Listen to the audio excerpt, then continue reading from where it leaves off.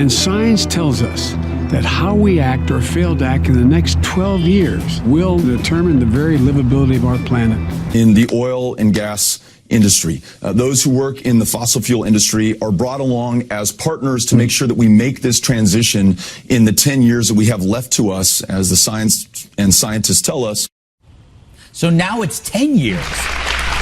You know, I'm sure you're familiar with the scientific reports that tell us that we have all of 12 years to significantly cut carbon emissions. 5 million students around the world took to the streets in a climate strike last Friday. Students from Canada, from coast to coast to coast, flooded the streets with a clear message. There is no planet B. We have 12 years. Bullshit. We have 12 years to avert climate disaster. Bullshit. We have 12 years. We're like, the world is going to end in 12 years if we don't address climate change. And like, this is the war, this is our World War II. Some scientists have said that we have 12 years to turn this around. From the IPCC report, we have only about a dozen years.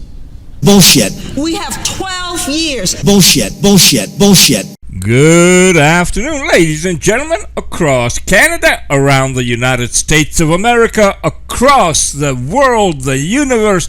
Welcome back to your favorite angry Canadian, the most interesting man on the planet, on the 31st day of December 2020.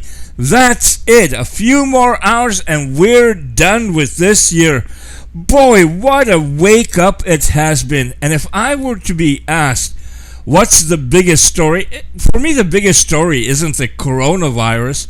I mean, they've been predicting for a long time that we're going to have a pandemic. I mean, you know, you see what Bill and Melinda Gates and the World Economic Forum and John Hopkins did that little tabletop exercise called Event 201.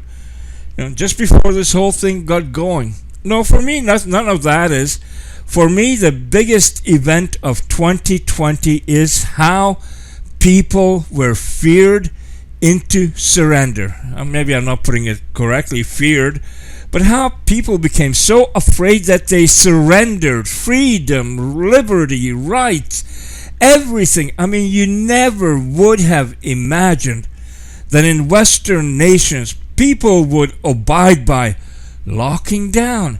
You know, I know you worked hard to have your business, and shut it down now. Shut it down. And your employees, whatever the hell you do with them, shut your business, stay at home. Oh, and if you're going to travel, there'll be roadblocks, and you're going to have to show where you're going and why you're going. And oh, this has become a communist Western takeover almost instantaneously, and the majority of people have surrendered. And 2021 will be much worse. A lot more. You know, we're not out of this pandemic BS yet. You can bet that there's now this very fast-acting one, and there'll be more and more and more. You know, we haven't even heard much about the South African or the Nigerian mutant virus. We just keep hearing about the one from the UK, but there's so many of them. We're going to be going through this month after month after month, and if you think the lockdown's been bad, first of all, they're going to make you take your vaccination. There's no ands, ifs, or buts. Do you want to work or not? You want to work, you have to be vaccinated. Do you want to travel? You want to get on an airplane and fly somewhere? You must be vaccinated. If I can just see this happening, even with schools and malls and everywhere. If you want to go where there are people, concerts, oh yeah, concerts, anything, theaters, you will have to be vaccinated. And that, you know, so many people say, I'm never getting vaccinated. No, I'm never. Well, it's going to be a tough decision, man. But that's one of the big things that is coming in 2021. I wouldn't be surprised if 2021 also heralds in the end of cash. That we're going to become a cashless society very quickly. Cash is dirty. Cash is used by criminals. cash is so awful. You know, drug dealers, they got mountains of cash, predominantly US $100 bills. Oh, it's all over the place, so we gotta make sure that we know who has what they have, and that means digital. We gotta go digital. I think they already would have, but they're trying to figure out how to, you know, they gotta dislodge this thing called Bitcoin. Bitcoin now is what, 29,000 a coin? You know, I remember when it was a joke. Oh, yeah, I'm going to buy a coin that is not backed by any country, by any resource like gold or whatever, just because it's there. But holy crap, you know, if you would have bought someone that were $100, $200, you know, 10 of them, 10, think of the money you'd have. But a lot of changes are in store for us. Now, before Thanksgiving in Canada, I said that, you know, just with all the lockdowns, shutdowns, more than likely Halloween's going to be disrupted, Remembrance Day, we're going to see Christmas parties, all those be disrupted, Santa Claus parades, and then comes New Year. And now, after New Year, on the 1st, it would be the Tournament of Roses parade from sunny Pasadena, California. You know, my parents used to always get up in the morning and watch that. They just loved it and were amazed by all those beautiful flowers on all those floats and how creative they were. And to be honest, even I used to watch it at times, being married. It was a good way to, you know, New Year's Day, just lie back in bed. It's, who cares about getting up? Your day is free, and watch Tournament of Roses and watch some of the college football games. It's going to be such a disruptive year, man, so disruptive. And I'm already thinking ahead that what's going to happen on Mardi Gras, New Orleans. It used to be packed, man, streets so full you couldn't really walk, people up on the balconies flashing themselves and throwing the beads and stuff. Actually, New Orleans was pretty cool, but it's not as big, the area, the French Quarter, as I thought. But what's going to happen with Mardi Gras? And what's going to happen with Rio Carnival? Oh, the Carnival in Rio. You know, all these things. If you think 2021 is time to go back to normal, just look ahead and think. And see, you know, because this viruses, they're going to be using that on people to keep control, keep them fearful, keep them under control. I wouldn't even count on Easter, church services, stuff. Oh, church services? No, Bonnie Henry does. You know, this really pisses me off. Think of this. You know, you can't go to church. They get fined. The ministers got fined $2,300 for having a service in a parking lot where people were in their cars. They get fined for that. Now, here in the Okanagan, we got Big White Ski Resort. They've had more than 100 cases of COVID, whatever the cases mean. You know, this isn't a point about whether it's what it means or is it real or what not. It's a point that people get fined. If you have a house and you got guests over and you're having a party and maybe there's 5 more people than should be because it's not your house bubble, we're all bubble people to them, you'll get fined. And they've been handing out fines across this country. So airlines are spreading this COVID all over the place, flying passengers. Why don't they get fined? You know, why don't ski hills get fined? It's very selective, very selective. I think it depends a lot on finances, money, and who's in control. It's a total load of crap. Just like, you know, politicians now with this new political lingo. Do as I say, not as I do. We saw that down in California with their governor telling people you can't go out, don't do it, don't eat, don't go to restaurants. he went out and $20,000+ for the group of people spent at the restaurant. $20,000+. When you got people living on friggin' streets in tents. Is that right? And then New York, Cuomo, that's another one that, put restrictions on people, but not himself. I mean, geez, I'm much above that. And then you go to Ontario, the finance minister, and there's other ones in Canada. There's, people, if you start searching, you're going to find them coming out of the woodwork. They tell you, they order you, they can fine you, but they don't have to worry about that. What a load of crap. So, I'm not in a good mood for 2021. I think it's going to be a hell of a lot worse. I think there's going to be things that you and I, as normal people, normal thought patterns, can't even imagine what they're doing and where they're going to be taking our country and countries all over.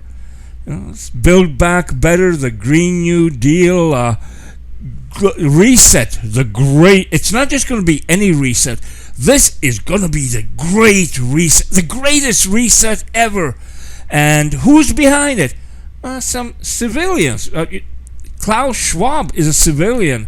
George Soros is a civilian. These aren't politicians. They're not, leaders of countries or great warriors, whatever. They're a bunch of old farts who have decided that, and they decided this a long time ago, that they want to take over.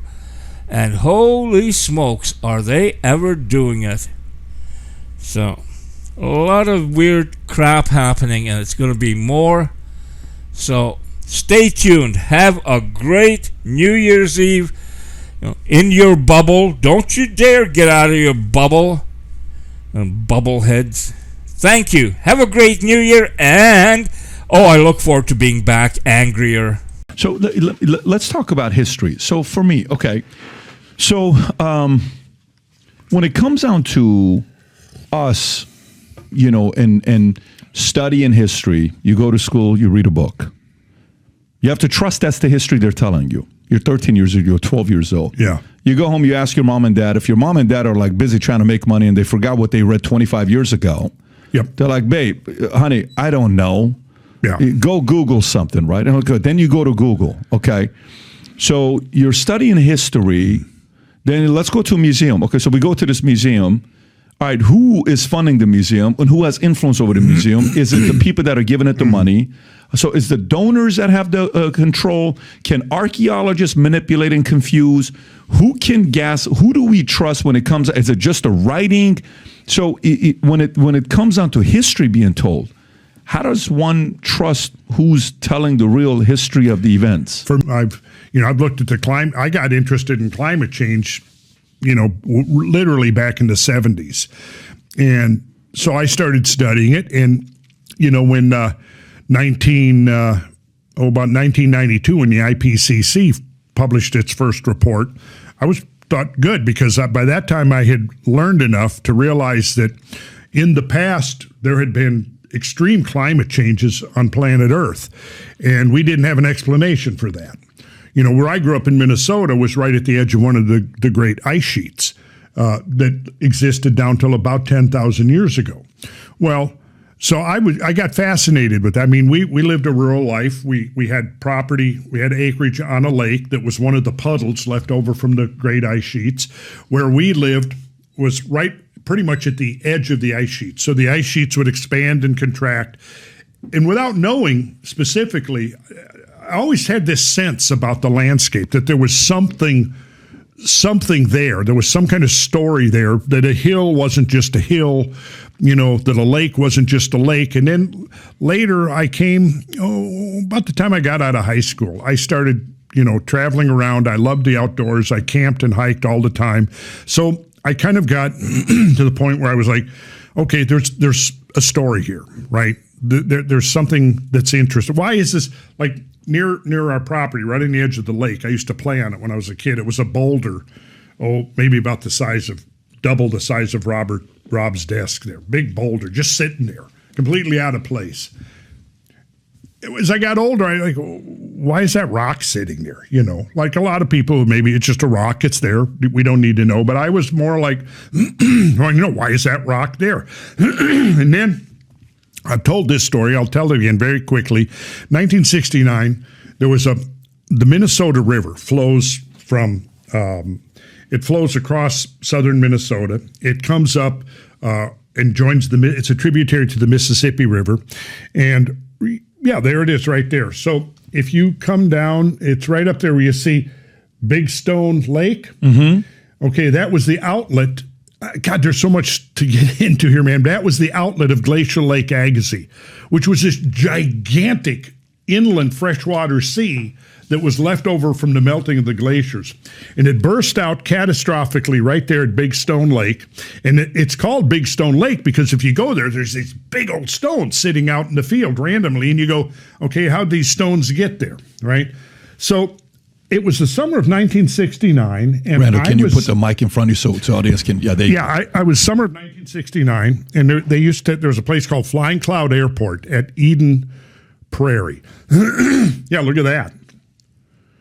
Okay, so at Eden Prairie, there was bluffs overlooking the Minnesota River Valley.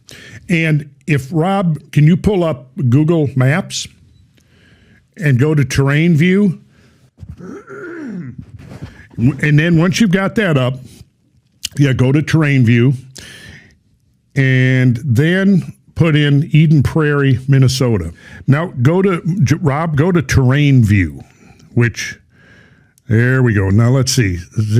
Go to Eden Prairie, Minnesota, and then we're going to zoom out, and I'm going to show an example of what's called an underfit river. Let's see. I think we're a little, go south of there, right there. Now zoom in right there where you're at on the river. Okay, pull it down a little bit to get it centered up. Pull it down. Okay, you see the river? Mm-hmm. Okay, so now go a little north of the river, and you're going to see right there. You see the embankment? Yes. Okay, that's an embankment that's about 200 to 250 feet high. Right where that red dot is, if you go just to about maybe 2 o'clock, it's 1969. I'm standing up on top of the bluff, and I'm looking at the river down below me, right?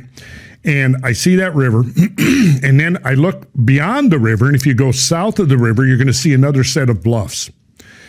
They're not quite as prominent, but okay, you can see them. They're quite prominent. Right? Yeah, there they are. There's the other set of bluffs. Well, so I was standing there looking, and I had this epiphany. And the epiphany was as I'm looking down at the modern Minnesota River, and it's in its channel, and then I'm standing up on these bluffs, and I'm looking at, I could see another set of bluffs 3 miles away. And I had this epiphany, which was that, God, am I looking into a giant river valley here? Now, I didn't know anything about any of this, but it turned out that, yes, that's a gigantic river valley. And it was a river that was right there, 3 miles wide and 200 feet deep. And it was called Glacial River Warren. I learned later in the 80s, I learned that it was Glacial River Warren. And I also learned that the peak discharge of Glacial River Warren. It was, Lake Agassiz was formed from the meltwaters of the Laurentide ice sheet during the Wisconsin. Yes, there it is. That's the whole thing right there. And so, as it says, there was a prehistoric river that drained Lake Agassiz in central North America between 13,500 and 10,650. BP means before present. So, that river at its peak was 4,000 times greater than the modern Minnesota River. 4,000 times greater. And I didn't know, I had this impression. I was probably in an altered state of consciousness. What were you smoking? I don't remember.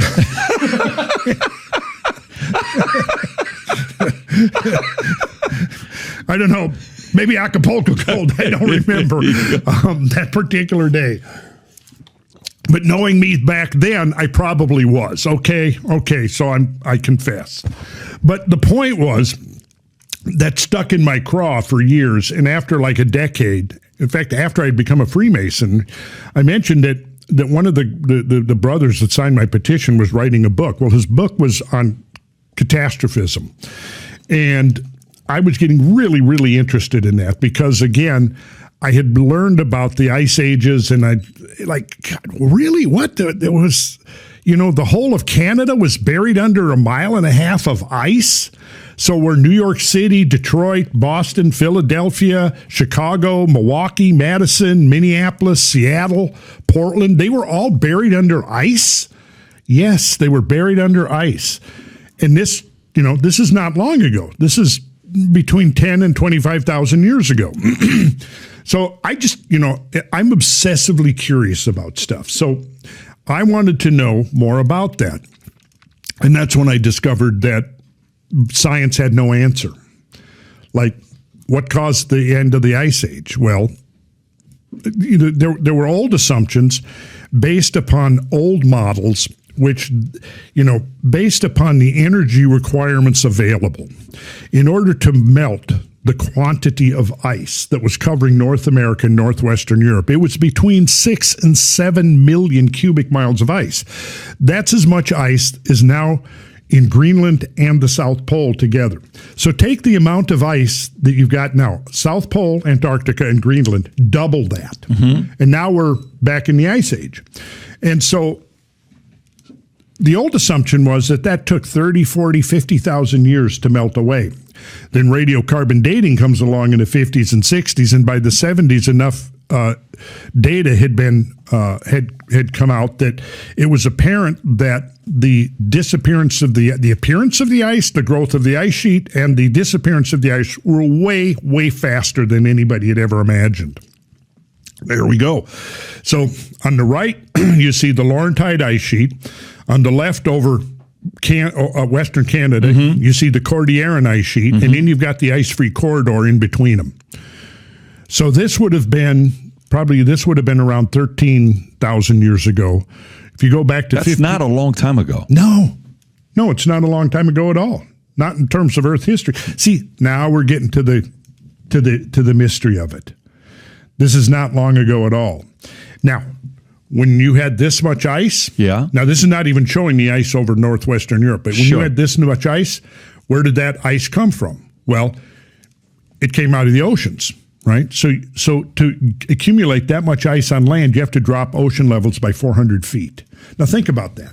You're right here, Fort Lauderdale. Mm-hmm. If you drop ocean levels by 400 feet, what happens to the coastline? What happens to the beach? It ain't there anymore. In fact, I think from here on the east coast of the Florida Peninsula, I think you probably have to go 30 to 50 miles further east to get to the shoreline. So when that ice melted, then sea level comes up 400 feet. Now that's real sea level rise, 400 feet, compared to what the panic is now. Oh, it might raise another 6 inches in the next century, or 8 inches, I think. Of course, the projections are based upon, in my opinion, faulty computer models. In these uncertain times, if there's anything we need people to believe the future looks bright. So if you've heard about me saying this mission to you, we're on a mission to get 1 million people to wear this gear, and this is what we're doing. If you buy one of these hats, there's a category of buying one hat, getting the second one free. If you haven't yet worn this gear publicly, go ahead and test it out. Buy some of the gear, wear it in public, and see how many people will stop by and say, you also watch a Value Timmy? You also follow PBD Podcast? I do too. Place your order. Go to vtmerch.com, click on the link above or below, place your order, and represent the VT and the PBD Podcast gear. So if you like this clip and you want to watch another one, click right here. And if you want to watch the entire podcast, click right here.